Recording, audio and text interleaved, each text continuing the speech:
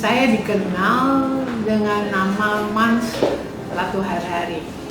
Mans itu diambil dari kata Prancis dimanche, yaitu hari Minggu. Karena saya lahirnya hari Minggu dan bapak saya itu ngomong Prancisnya lebih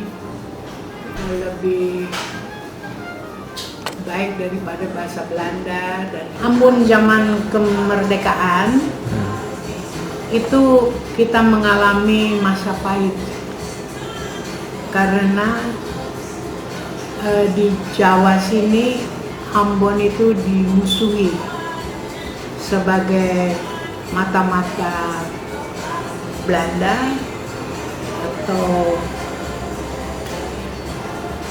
yang dengan kata lain mereka membenci orang-orang Ambon dan tidak mau menjual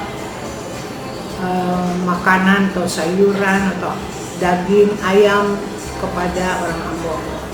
Jadi zaman revolusi adalah zaman yang sangat berat dan pahit. Papa masa itu mempersatukan istri-istri prajurit Kenil dalam 5 atau 6 rumah, dan mereka dikumpulkan di situ untuk tidak bersentuhan atau bergaul dengan orang-orang di luar, dan beliau yang belanja untuk mereka.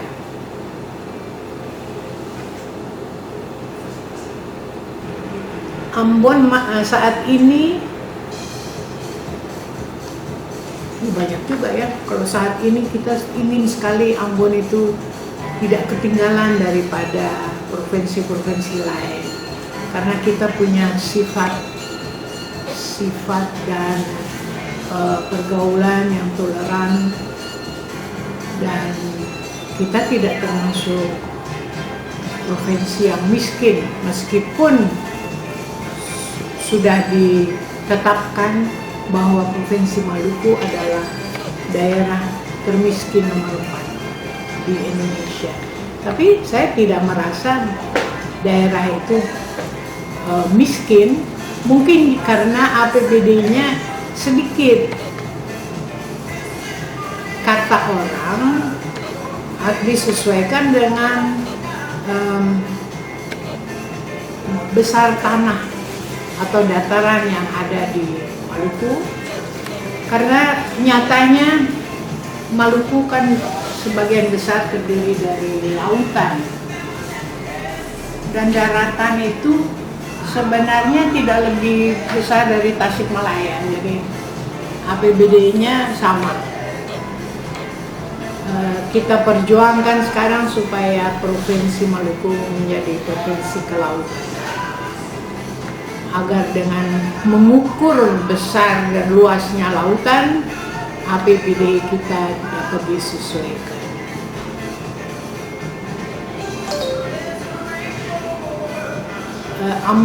Maluku mempunyai sifat, selain dari toleran, dia juga cepat emosional.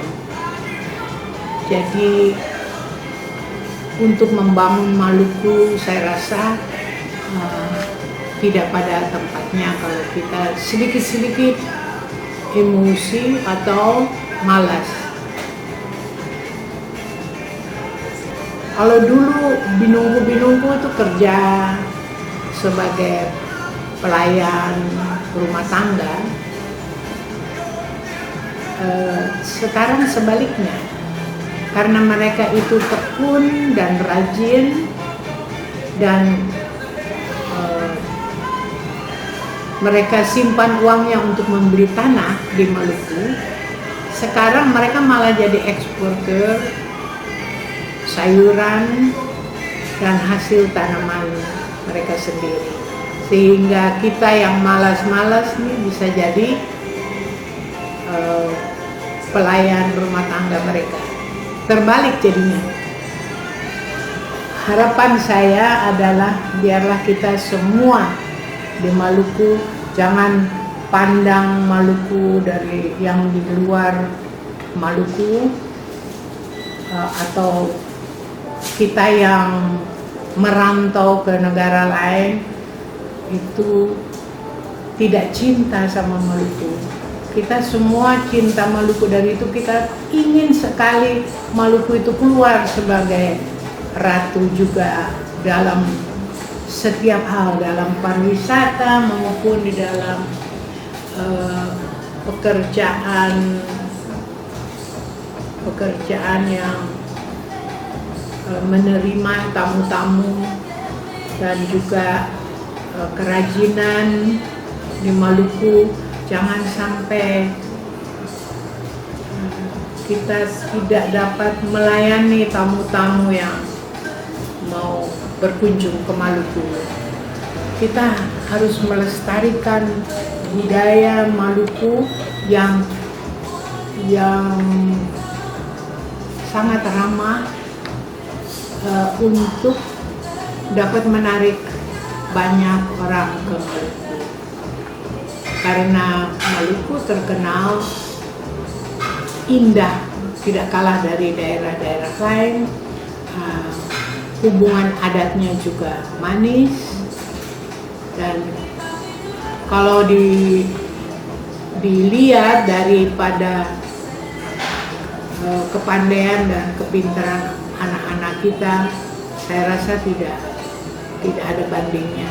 Mereka juga bisa memenuhi keinginan Maluku untuk maju. Jadi dengan adanya Expo, Maluku Expo, kami sangat besar hati dapat menghasilkan pionir-pionir yang baru, yang mau maju dan tidak kenal lelah untuk memajukan Maluku di masa depan. Gitu kan? Mudah-mudahan rasa cinta kepada Maluku dapat kita pupuk,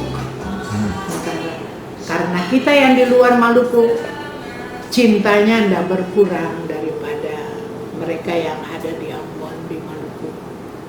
Kita malah lebih cinta lagi, mau memajukan Maluku dalam segala bidang. Jadi petuah-petuahnya apa ya, generasi muda tuh mudah-mudahan dapat menerima nasihat-nasihat yang kami ajukan tadi. Selain itu kita bergandeng tanganlah yang dari luar Maluku sama yang di dalam Maluku, agar Maluku benar-benar maju. Jangan lihat agama, jangan lihat kaya atau miskin, tapi kita semua bersatu padu maju untuk kesejahteraan